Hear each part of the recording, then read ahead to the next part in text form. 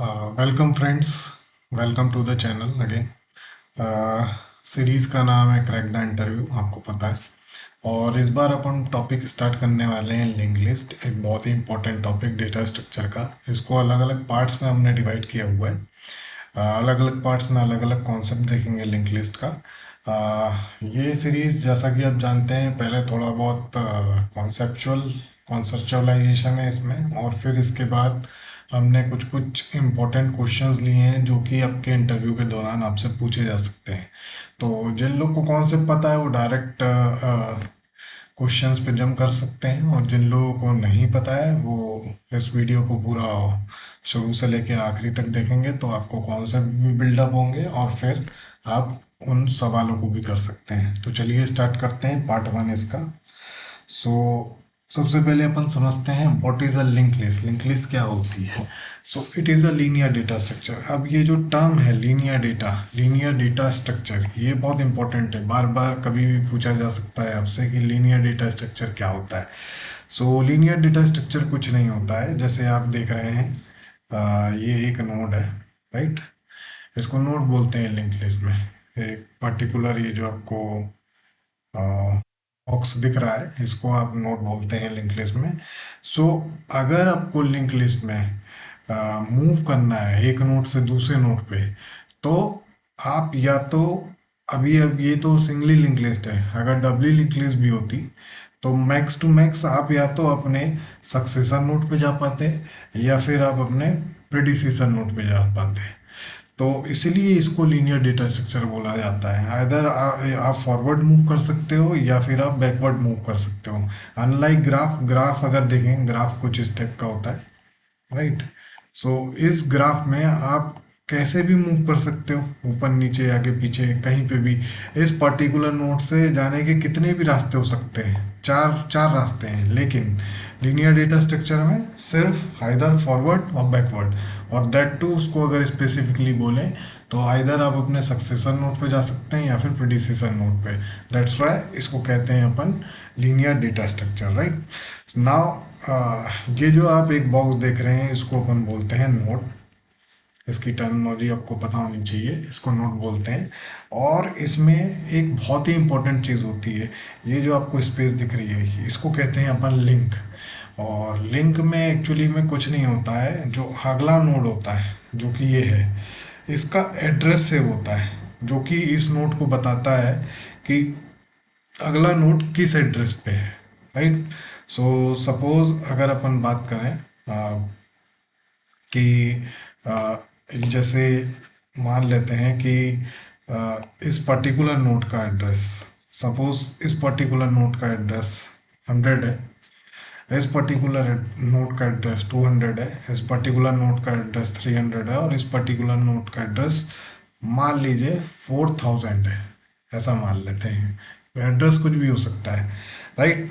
सो इस फील्ड में इस पर्टिकुलर नोड के इस फील्ड में 300 सेव होगा, जो कि ये बताएगा कि इसका जो नेक्स्ट नोड है, इसका नेक्स्ट नोड कौन सा है, इसका नेक्स्ट नोड है ये वाला। सो ये नेक्स्ट नोड किस एड्रेस पे सेव है वो इस फील्ड से पता चलेगा, और इसी फील्ड को अपन बोलते हैं लिंक फील्ड। इस फील्ड को बोलते हैं लिंक फील्ड, राइट। अब ये तो हो गया कि दूसरा नोड किस एड्रेस पे पता लगाना, लेकिन इस पर्टिकुलर नोड को बनाने का भी तो कुछ मोटिव होगा, वो है ये इंफॉर्मेशन सेव करना।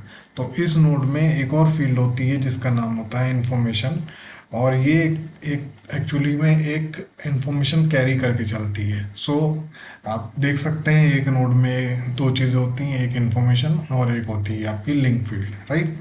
सो कुछ इस तरीके से ये एक नोड होता है, और लिंक लिस्ट कुछ इस तरीके से दिखती है, राइट। बात करते हैं कि एरे और लिंक लिस्ट में क्या डिफरेंस है, ये भी पूछा जा सकता है कि जो जो काम एरे से हो रहा था तो लिंक लिस्ट लाने का क्या मतलब था। सो एरे एक्चुअली में क्या है, इसमें रीसाइजिंग थोड़ा सा एक्सपेंसिव हो जाती है, राइट। क्योंकि अपन जब एरे डिक्लेयर करते हैं, क्योंकि ये स्टैटिक डिक्लेरेशंस है, तो जैसे आप मान लीजिए एरे कभी कभी ऐसे डिक्लेयर करते हैं एरे 10, राइट। सो ये क्या करता है, डिक्लेयर करते टाइम आपको एक कंटिन्यूस मेमोरी एलोकेशन, कौन, compiler continuous memory allocation allot करता है और आपको 10 मेमोरी स्पेस ऐसे इस तरीके से एलोकेट कर देता है, राइट। इस तरीके से 10 मेमोरी स्पेस। अब मान लीजिए आपको इस एरे साइज को या तो बढ़ाना है या फिर घटाना है बाद में जब प्रोग्राम रन हो रहा है, तब ये काम करना बहुत मुश्किल हो जाता है एरे में। लेकिन लिंक लिस्ट में ऐसा नहीं है। लिंक लिस्ट में क्या होता है कि ये मेमोरी हीप से लेके, डायनामिक मेमोरी एलोकेशन होता है, हीप से लेके आपको एक एक नोड अलोकेट करता जाएगा। ये हम देखेंगे आगे कैसे होगा, क्या फंक्शन यूज़ होगा इसके लिए। तो जितनी आपकी रिक्वायरमेंट है उतनी ही आप नोट्स इसमें इंसर्ट करते जाओ और आपकी लिंक लिस्ट बड़ी होती जाएगी। जित जब आपको ज़रूरत ख़त्म होती है तो आप उसको फ्री करते जाओ। तो इसलिए ये साइज़ इसका डायनामिक रह सकता है और प्रॉब्लम भी नहीं आती है। और यही जनरल केस होता है, अपन को शुरू से तो पता नहीं होता है कि कितनी स्पेस कहाँ लगेगी, राइट। इंसर्शन और डिलीशन इसमें एरे में बहुत डिफिकल्ट हो जाता है। क्यों? मान लीजिए आप कुछ इंसर्ट कर रहे हैं, आपको ए, इसमें कुछ इंफॉर्मेशन है, B C D E F, E नहीं है इसमें, देखिए। अब मेरे को इसमें बीच में ई इंसर्ट करना है, तो जाहिर सी बात है ई अगर मैं अल्फ़ाबेटिकली लेके चल रहा हूँ तो ई यहाँ पे आएगा, राइट। इस पोजीशन पे ई आएगा। अब ई लाने के लिए उस जगह पे स्पेस होना चाहिए, लेकिन अभी वहाँ पे स्पेस नहीं है, राइट। सो हम क्या करेंगे, हमको ये एफ को शिफ्ट करना होगा। जब ये एफ शिफ्ट होगा तब जाके ई इंसर्ट होगा इसमें, राइट। तो ये जो शिफ्टिंग ऑपरेशन है, अभी ये एक शिफ्ट, मान लीजिए यहाँ कहीं इंसर्ट करना होता तो ये पूरे शिफ्ट होते एक एक करके। ये बी यहाँ उठ के आता, सी यहाँ उठ के आता, डी यहाँ उठ के आता, एफ उठ के आता, राइट। तो ये शिफ्टिंग ऑपरेशन बहुत एक्सपेंसिव हो जाते हैं। और ये भी तब है जब आपके पास एक्स्ट्रा स्पेस खाली है, क्योंकि ये जो लास्ट वाला जब यहाँ पे शिफ्ट होगा तो यहाँ पे स्पेस भी तो होना चाहिए। तो ये भी आपने पहले लेकर थोड़ा चले होंगे कि हाँ, हमें अगर मेरे को शिफ्ट विफ्ट करना हुआ तो ये स्पेस खाली होना चाहिए, राइट। अगर ये स्पेस खाली नहीं होगी तो शिफ्टिंग भी पॉसिबल नहीं है इसमें। सो एरे में इंसर्शन और डिलीशन थोड़ा सा मुश्किल हो जाता है। बात करते हैं लिंक लिस्ट की, तो इंसर्शन और डिलीशन लिंक लिस्ट में बहुत आसान है। अभी आगे चल के अपन देखेंगे। एक या दो पॉइंटर, हार्डली दो पॉइंटर मैनिपुलेशन से आप कहीं पे भी नोड इंसर्ट और डिलीट कर सकते हैं। अभी जब ये लेक्चर सीरीज आप आके देखेंगे तो आप खुद कर पाएंगे दो पॉइंटर मैनिपुलेशन से, राइट। इसमें एक फ़ायदा है एरे में कि आप हाँ, मतलब रैंडम एक्सेस हो सकता है। रैंडम एक्सेस का मतलब ये है कि मान लीजिए आपको एफ की इंफॉर्मेशन चाहिए इस पर्टिकुलर केस में, राइट। सो आप क्या लिखेंगे, ए आर आर, एफ का लोकेशन है 4, और जैसे ही आप ए आर आर 4 लिखेंगे तो डायरेक्टली रैंडम एक्सेस वहाँ पे जाएगा, मतलब यहाँ पे पॉइंटर आएगा 4 पे, और है ना ये फैच हो जाएगी इन्फॉर्मेशन और इधर से निकल के आपका एफ आ जाएगा बाहर, राइट। बट इसमें बात करते हैं अपनी लिंक लिस्ट में। लिंक लिस्ट में रैंडम एक्सेस पॉसिबल नहीं है। सो आपको एक एक करके ट्रेवर्स करना पड़ेंगे नोट्स को, right. Coming to another drawback of array, array में एक और चीज़ है। आप अगर मान लीजिए आपने डिक्लेयर कर दी ए आर आर, आप कोई नेम सेव कराना चाह रहे हैं एरे में 20 का, आप ये लेके चले हैं कि कोई नाम 20 से ज़्यादा नहीं होगा, स्पेस लेगा। अब मान लीजिए वो नाम सिर्फ 7 ही स्पेस ले रहा है, 7 ओनली, तो बाकी की 14 स्पेस आपकी टोटली वेस्ट हो रही है हर बार, जब भी आप बार बार डिफाइन कर रहे हैं इस चीज़ को। जब भी आप यूज़ करेंगे एरे को, जब भी आप नेम इंसर्ट कराने की कोशिश करेंगे और ये जब लेके चलेंगे आप, तो बार बार जितना भी नाम होगा उसका, सपोज इस केस में 7 है नाम, इस 7 करेक्टर है उसके नाम में, तो आपका 14 स्पेस आपका वेस्ट हो रहा है। But in dynamic memory allocation ऐसा नहीं होता है। आपकी जितनी रिक्वायरमेंट है उतनी ही साइज़ की आपकी एरे लोकेट हो जाती है और आपकी स्पेस बचती है। ये भी आगे देखेंगे कैसे। सिक्वेंशियल एक्सेस फास्टर, तो अगर मान लीजिए आपको कुछ ऐसे कॉन्सेप्ट्स की ज़रूरत है जिसमें है ना आपको एक के बाद एक के बाद एक सीक्वेंस में एक्सेस करना है, तो आप फिर एरे का यूज़ कर सकते हैं। ये यहाँ पे आपको बेनिफिट प्रोवाइड करेगी। बट लिंक लिस्ट में ऐसा नहीं है, क्योंकि लिंक लिस्ट में सिक्वेंशियली कुछ नहीं रहता है। डायनामिक मेमोरी में कहीं पे भी आपका नोड हो सकता है, तो वो एक नोड पे आने के बाद वो बताएगा कि अगला नोड किधर है, फिर दूसरे नोड पे आने के बाद वो बताएगा कि तीसरा नोड किधर है। सो सिक्वेंशियल एक्सेस स्लो हो जाता है, राइट। तो ये ड्रॉबैक्स और एडवांटेज हैं, ये बहुत इंपॉर्टेंट है, ये आप थोड़ा सा एक बार और देख लेना क्योंकि ये पूछा जा सकता है, right. Coming to the type of list, कि कितनी टाइप की लिस्ट होती हैं, तो ये दो टाइप की होती हैं, एक सिंगली लिंक लिस्ट और दूसरी होती है डबली लिंक लिस्ट। एक एक करके देखते हैं क्या है ये। सो बात करते हैं सिंगली लिंक लिस्ट की। तो जैसा कि हमने ऊपर डायग्राम में भी देखा था, अभी एक बार अपन देख चुके हैं, लेकिन एक बार और देखते हैं कि इसमें दो ही चीज़ें होती हैं। एक तो होता है आपकी इंफॉर्मेशन फील्ड और दूसरी होती है आपकी नेक्स्ट फील्ड। ये नेक्स्ट फील्ड नेक्स्ट नोड को पॉइंट करती है और इस पर्टिकुलर फील्ड में इंफॉर्मेशन आती है, राइट। जो इसका लास्ट नोड होता है, आ, वो ये बताता है कि है ना ये लिंक लिस्ट का लास्ट नोड है, और वो कैसे पता चलता है, उसकी इंफॉर्मेशन फील्ड में तो कोई डेटा होगा, लेकिन उसकी नेक्स्ट फील्ड में जो लास्ट नोड होगा उसमें नल वैल्यू होगी, इसको नल बोलते हैं। ये डायग्रामेटिकली दिखा रहा हूँ, लेकिन ये ऐसे लिखा जाता है नल, इसकी वैल्यू होती है equivalent to zero, right. So this is a systematic representation of a link list. ये आप देख सकते हैं, इस पर्टिकुलर चीज को इस पर्टिकुलर चीज को हम बोलते हैं हेड। ये लिंक लिस्ट के फर्स्ट नोड को पॉइंट करता है, ये एक तरीके का पॉइंटर है, और पॉइंटर भी कुछ इसी टाइप का है जिस टाइप का ये नोड है। और ये बेसिकली क्योंकि दो चीज़ें कैरी कर रहा है, तो कुछ लोग जो जानते हैं उनको पता होगा कि ये एक तरीके का स्ट्रक्चर है, राइट। सो जिस स्ट्रक्चर को हमने डिक्लेयर किया है उसी का ये पॉइंटर है, और ये इस फर्स्ट नोड को पॉइंट करता है। पॉइंट करने का मतलब सीधा सा ही है, मान लीजिए ये इसका एड्रेस 100 है, इसका 200 है, इस नोट का इसका 300 है, और इसका 400 है, राइट।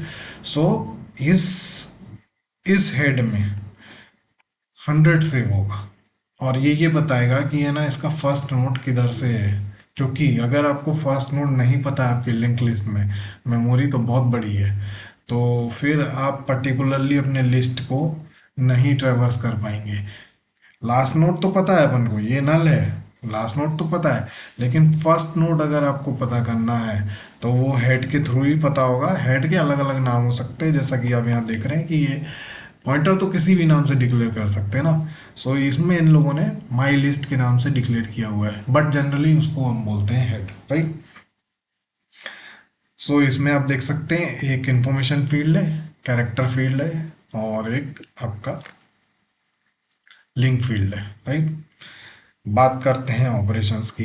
वो कुछ ऑपरेशंस हैं, कॉमन ऑपरेशंस जो लिंक लिस्ट पे अपन कर सकते हैं।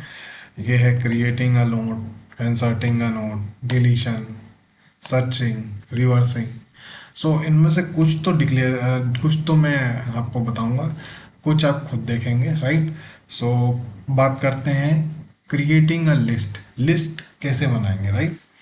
सो सबसे पहले लिंक लिस्ट क्रिएट करने के लिए आपको, अगर सी की बात करें तो दो हेडर फाइल चलें लगेंगी, एस टी डी आई और डॉट एच तो कॉमन है, हर सी प्रोग्राम में यूज़ होता है।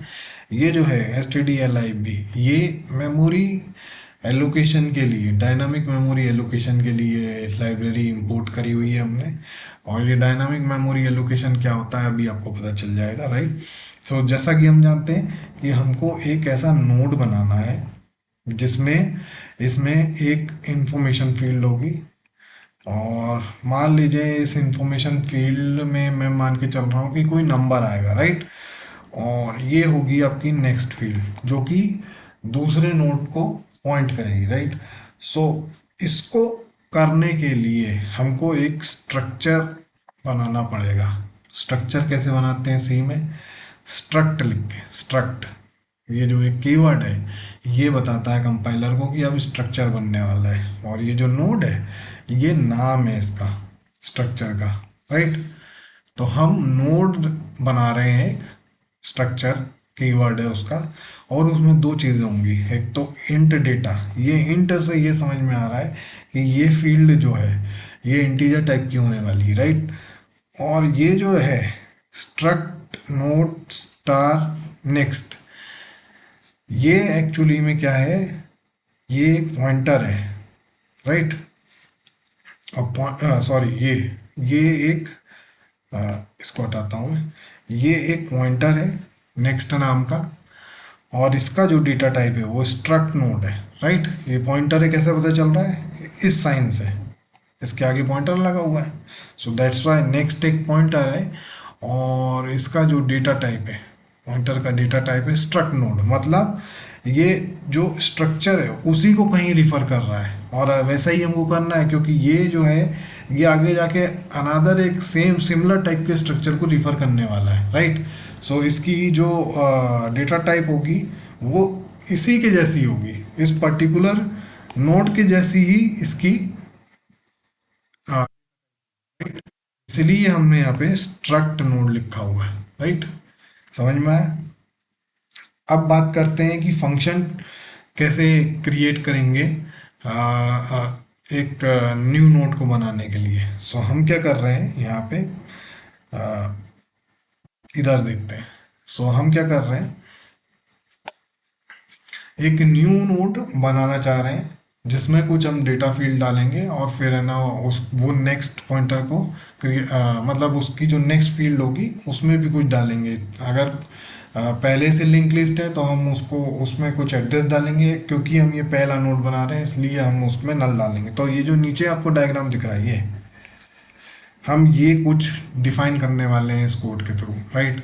सो इसमें क्या हो रहा है,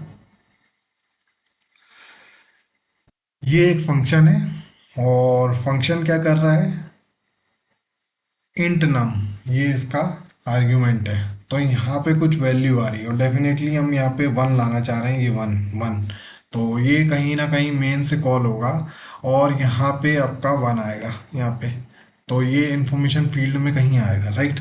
सो अब आपको अगर ऐसा नोड बनाना है फंक्शन के अंदर, तो आप क्या करेंगे, सबसे पहले तो एक पॉइंटर डिक्लेयर करेंगे जो कि इस मेमोरी को होल्ड करेगा। बिकॉज अभी अभी समझ में आएगा क्यों, क्योंकि जब आप ये मेमोरी कॉल करेंगे, ये आप मेमोरी कहाँ से कॉल करेंगे, ये आप मैलॉक से कॉल करेंगे, ये डायनामिक डेटा स्ट्रक्चर है, राइट। सो मैलॉक क्या होगा, मेमोरी एलोकेशन के लिए यूज़ होता है, ये एक फंक्शन है, और ये डायनामिकली हीप होती है, हीप इसमें से आपको जितनी भी स्पेस चाहिए वो आपको अलॉट करके देता है। सो इसकी डेफिनेशन क्या है, ये देखिए ये लिखा हुआ है, ये फंक्शन मैलॉक। और मैलॉक आर्ग्यूमेंट में क्या लेता है, मैलॉक आर्ग्यूमेंट में लेता है कितने बाइट्स आपको अलोकेट करानी है। सो कितने बाइट्स हमको अलोकेट करानी है, जितना बड़ा हमारा स्ट्रक्चर है। सो हमने तभी यहाँ पे दिखा है struct node, size of struct node, जितना बड़ा स्ट्रक्चर है अपन देख के, अगर अपन नॉर्मली अगर 32 बिट की बात करें मशीन की, तो इंट मेरे ख्याल से 4 बाइट का होता है, इंट सॉरी 2 बाइट का होता है, और आपका पॉइंटर जो होगा वो सपोज 4 बाइट का है, तो अराउंड 6 बाइट की हमको मेमोरी रिक्वायरमेंट है। तो यहाँ पे क्या आएगा, 6 बाइट, राइट। ये ऑटोमेटिकली कन्वर्ट हो जाएगा 6 बाइट। तो ये मैलोक अगर वो स्पेस अवेलेबल है हीप में, तो ये आपको अलोकेट करके दे देगा, राइट। अच्छा, मैलोक क्या है कि वॉइड वॉइड पॉइंटर रिटर्न करता है, राइट। तो वॉइड पॉइंटर रिटर्न करता है, तो इसको हमको टाइप कास्ट करना पड़ेगा। टाइप कास्ट करने के लिए हम क्या करेंगे, जो सेम हमारा जो स्ट्रक्चर नोड है उसका डेटा टाइप लिखेंगे यहाँ पे, और ये जो पॉइंटर है हमारा जो हमने यहाँ डिफाइन किया था इसमें कैप्चर कराएंगे इसको। तो यहाँ पे क्या आएगा, जो एड्रेस है स्टार्टिंग इस बाइट का जो एड्रेस है, मान लो ये 4000 पे इसने एलोकेट की है बाइट, राइट। तो यहाँ पे पॉइंटर इसको पॉइंट करने लगेगा, और ये इसकी जो वैल्यू होगी वो 4000 होगी, राइट। सो ये हमको एक्सटर्नली टाइप कास्ट करना पड़ता है यहाँ पे, जिस भी टाइप का पॉइंटर है हमारे पास उस टाइप में, क्योंकि ये जो पॉइंटर है आप देख सकते हैं, ये स्ट्रक्ट नोट इसकी डेटा टाइप है, राइट। सो हमको इसको, इस चीज़ को, क्योंकि ये पूरा वॉइड पॉइंटर है, तो इसको हमको इसमें अगर असाइन कराना है, असाइन क्यों करा रहे हैं, क्योंकि अगर इसको कैप्चर नहीं करेंगे, इस पर्टिकुलर एड्रेस को कैप्चर अगर नहीं किया, तो हम इस पे इंफॉर्मेशन और नेक्स्ट फील्ड नहीं डाल पाएंगे, क्योंकि हमें अगर एड्रेस पता ही नहीं होगा कि हमारी मेमोरी कहाँ से एलोकेट कहाँ तक हुई है, तो फिर हम उस पर मैनिपुलेशन कैसे करेंगे उस पर्टिकुलर चीज़ फील्ड पे। अभी आपको समझ में आ जाएगा कैसे, ठीक है। सो ये पीटीआर इसलिए असाइन किया गया है, राइट। अब बात करते हैं आगे क्या लिखा है कोड में। If P T R equal to null, इसका मतलब ये है कि आपका जो जो ये जो लाइन है, ये मेमोरी एलोकेट नहीं कर पाई है, तो क्या आएगा, ओवरफ्लो का एरर आएगा। अदरवाइज अगर ऐसा नहीं होता है तो देखिए पी टी आर, और ये क्या है, रिफरेंसिंग ऑपरेटर है, ये एरो है ऐसा, पी टी आर का data. So P T are, ये आपको पता है ये डेटा फील्ड है, इंफॉर्मेशन फील्ड, कुछ भी बोल सकते हैं इसको। पीटीआर के डेटा में आपका नम आ जाए, नम क्या है, ये वन जो हम यहाँ से लेके आए, राइट। अब देखिए इधर पे वन लाने के लिए आपको लगा ना पीटीआर, पीटीआर लगा ना यहाँ पे, तभी मैं कह रहा हूँ कि इसको यहाँ पे रखना बहुत ज़रूरी था, राइट। सो पीटीआर के डेटा में वन आ जाए, आ गया, और पीटीआर के नेक्स्ट में नल आ जाए, तो यहाँ पे नल आ गया, राइट। और रिटर्न पीटीआर, तो ये पीटीआर को रिटर्न कर देगा। तो इस टाइप का आपका नोट क्रिएट हो जाएगा। इस पर्टिकुलर एक नोट क्रिएट हुआ है अभी आपका, राइट। अच्छा, मेन फंक्शन से आप क्या कैसे कॉल करेंगे, मेन फंक्शन में आप कुछ नहीं, सबसे पहले तो आपको क्या है कि एक नोट की ज़रूरत थी, वो आप अब फंक्शन आपने पहले देख लिया कैसे। अब आप कॉल क्या करेंगे, क्रिएट वन, जैसे ही आप यहाँ से क्रिएट वन करेंगे तो ये यहाँ पे आएगा और यहाँ पे वन, राइट। तो अपन ने फंक्शन पहले देख लिया और कॉलिंग यहाँ से हो रही है, राइट। अच्छा, एक मैंने आपको बताया था लिंक लिस्ट में हेड पॉइंटर होता है। सो मेन में जैसे ही आपका ये पॉइंटर, क्योंकि अभी तो ये रिटर्न क्या कर रहा है यहाँ से, पीटीआर रिटर्न कर रहा है, पीटीआर रिटर्न पीटीआर। सो पीटीआर एक एड्रेस है, और क्या अपन ने माना था यहाँ पे एड्रेस 4000, तो ये एक तरीके से आपको 4000 रिटर्न करेगा ये फंक्शन।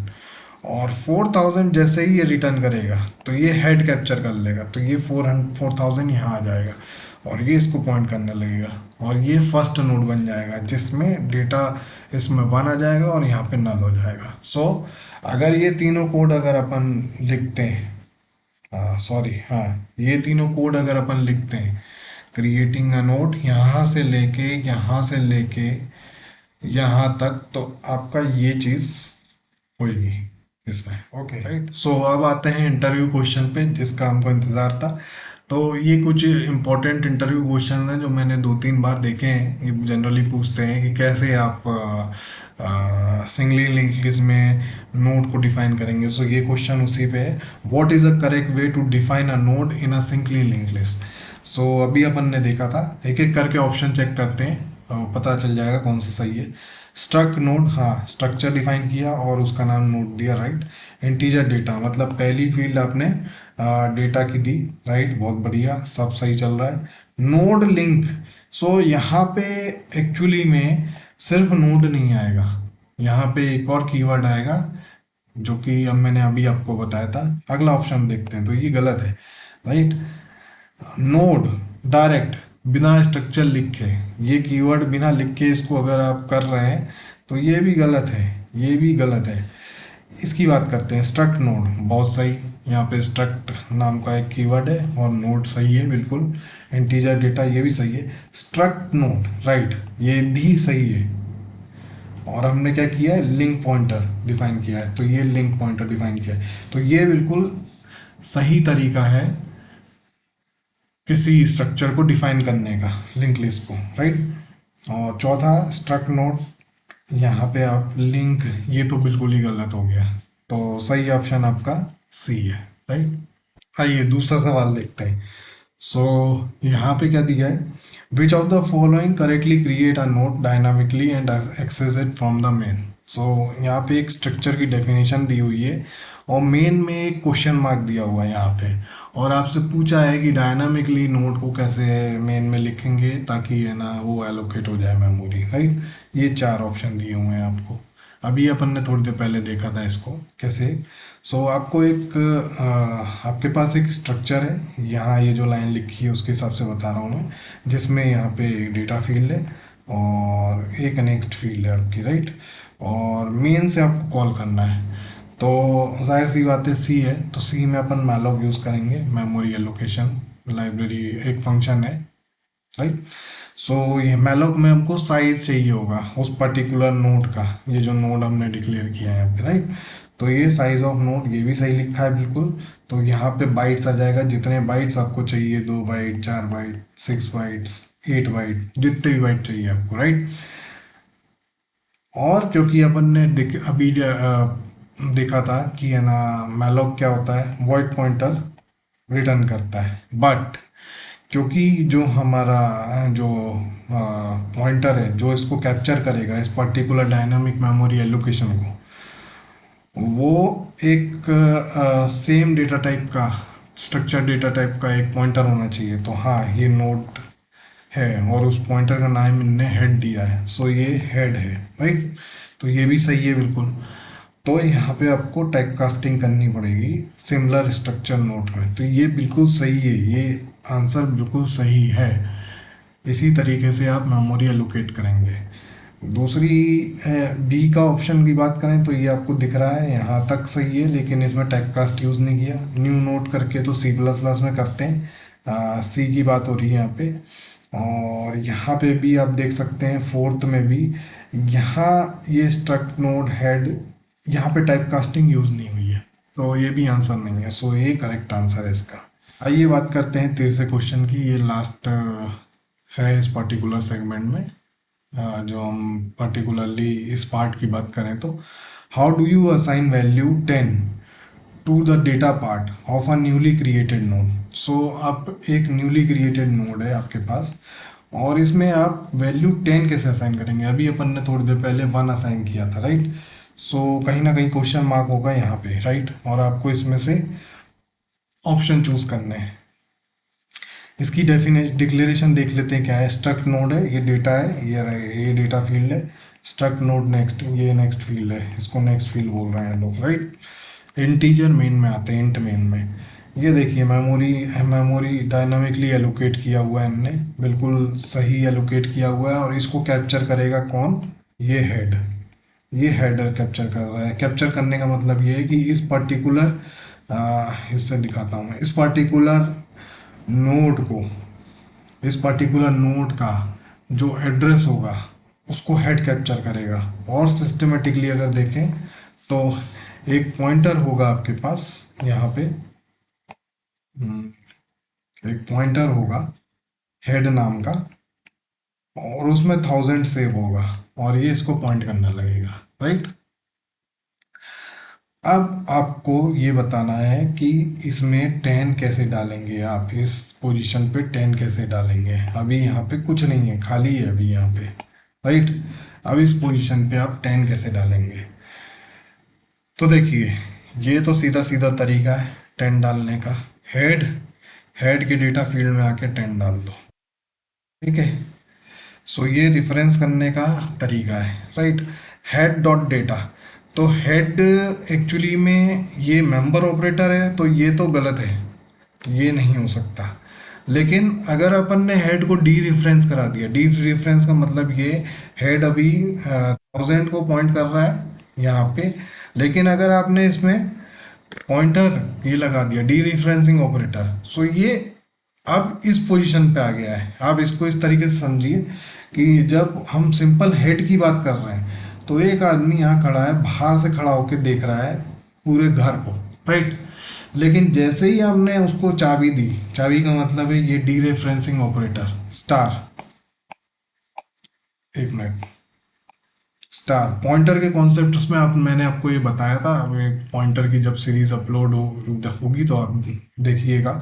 जैसे ही आपने इसको स्टार दिया तो इसके पास इस घर के अंदर घुसने का रास्ता मिल चुका है, तो अब ये पर्टिकुलरली इस घर के अंदर है ये आदमी, राइट। सो अब ये डेटा को एक्सेस कर सकता है। तो डॉट ऑपरेटर अब यहाँ यूज़ कर सकते हैं, तो ये भी सही है। So both B and C is the correct answer. So अगर सिर्फ अपन हेड की बात करें तो बाहर से आदमी देख रहा है एक पर्टिकुलर घर को, लेकिन अगर स्टार उसको दे दें, चाबी दे दें उस घर की, तो वो अंदर जाएगा और अंदर फिर डॉट ऑपरेटर से वो इसको एक्सेस कर सकता है। सो थैंक यू ऑल, ये पहला पार्ट था और hope so you like it. Please subscribe to the channel. Thank you very much.